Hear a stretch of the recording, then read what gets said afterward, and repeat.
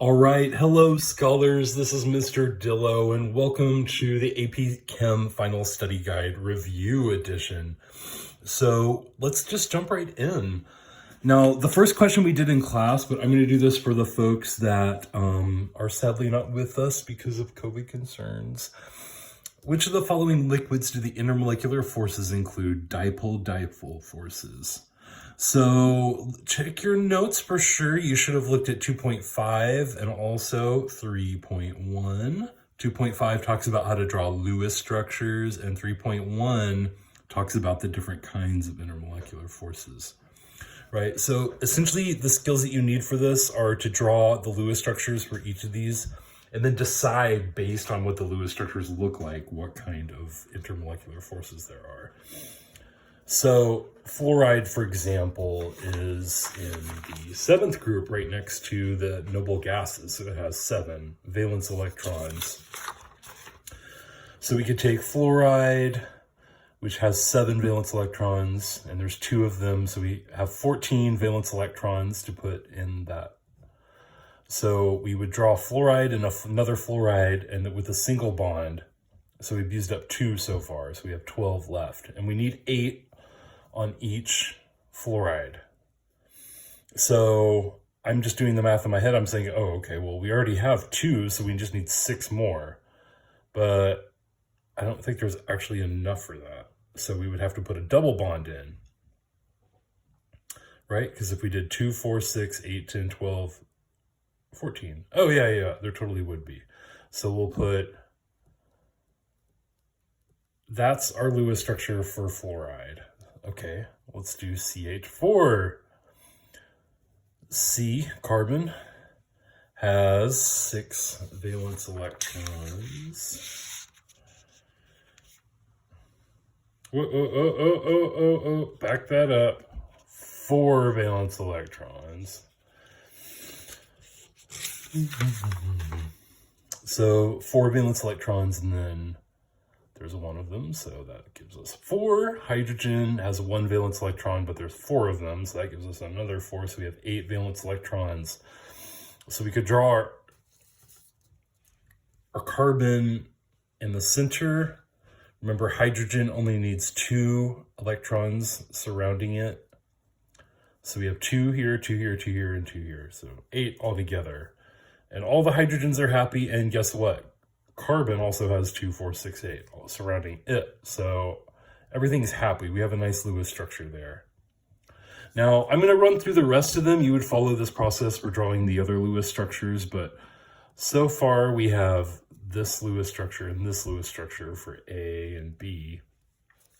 So if I were to draw the others, that would be C, which would be CF4, which would end up looking like this. And then we have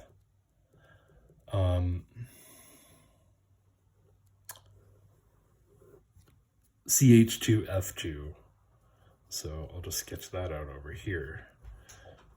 Again, carbon usually goes in the middle, and then we have the fluorides off to the side. And the hydrogen's off to the side. And it would end up looking like this. Okay.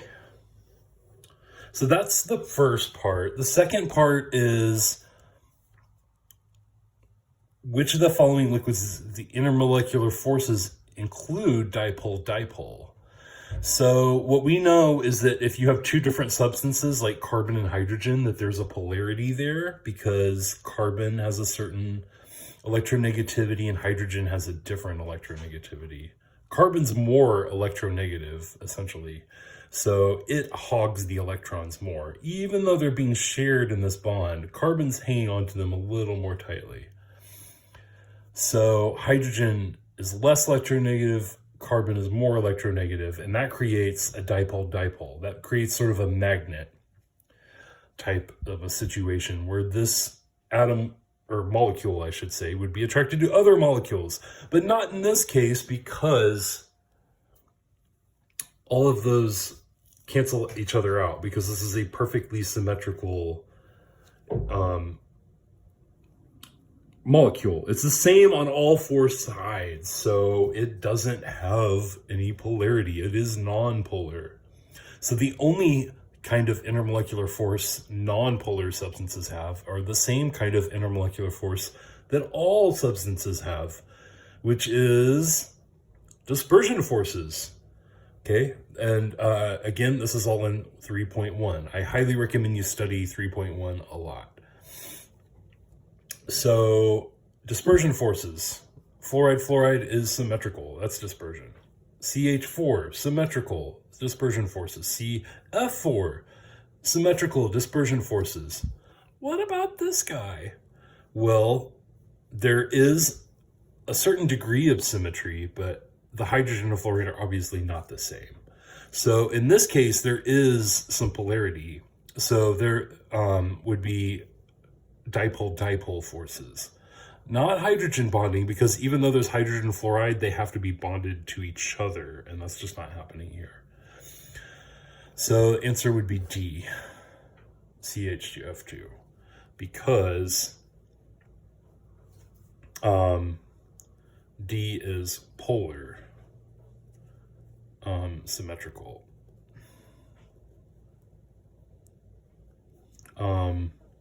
A through C are nonpolar.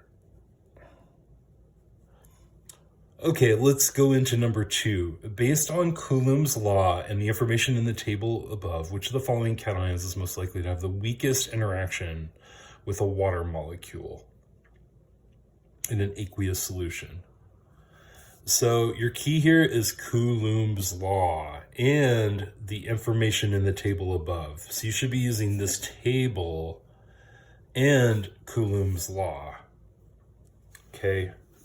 Now it says water, right? What kind of the weakest interactions with water, but water is nonpolar or is polar. So it's just saying like which is going to be, have the most attraction for a charge.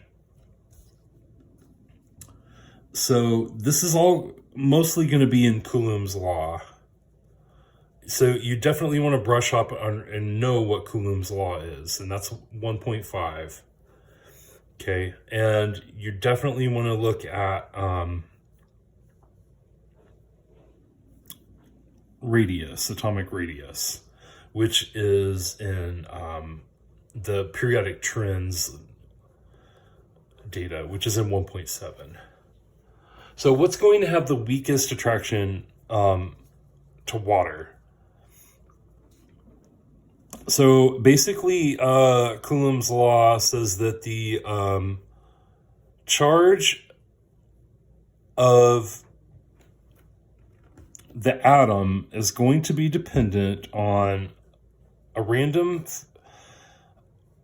well, I should say the force of attraction of any atom is going to be equal to a random correction factor divided by the charge of the first object, divided by the first charge of the second object, divided by the distance, the radius squared. So that means basically the closer objects are, the greater the attraction.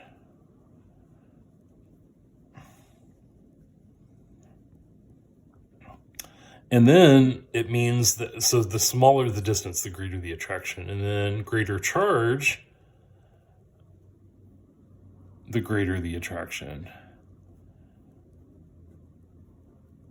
So let's consider that from the Coulomb's law perspective. So the first thing you might notice is that these are all cations. They all have lost an electron, so they're all charged. So they're all going to attract other charged particles. So they're all going to be attracted to water because it's polar. So we just have to decide what is the greater factor. So we're talking about lithium, sodium, calcium, and then indium, which is over here.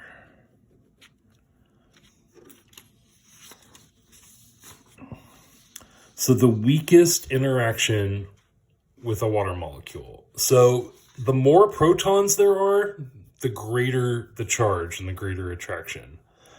So by that measure, we would say indium has the most protons, and protons are attracted to anything that's positive or negative. So it has the greater number of protons and electrons, so it's going to have a greater attraction for water.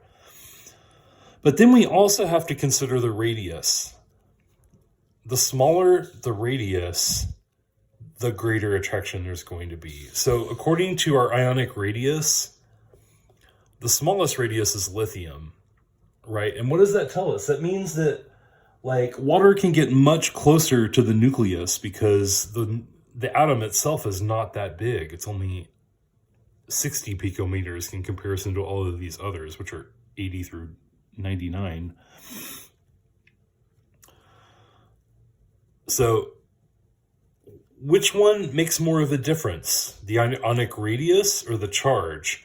Well, at the end of the day, if you're comparing these two, the distance is always going to win out because that effect is squared, right? What do I mean by that? Well, like if you had a 2 on top, well, that 2 gets squared on the bottom. It becomes 4, right? If you had a 3 on the top and then a 3 on the bottom and you were trying to compare that, well, the 3 would get squared. So the 9 would be the greater, would have the greater impact.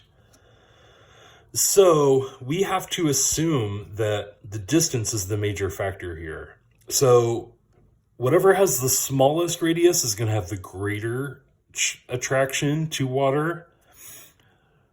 So the opposite of that would be that whatever has the largest radius would have the weakest attraction. Right? Because basically 99 picometers is, we're saying that's the distance between the water particle in the center of this atom where the water particle is being attracted to, according to Coulomb's law, right? Those are the two things we're talking about. So this is the most distance, so this is going to be the greatest factor, Ca. So Ca2 plus would be our answer. Oh my goodness.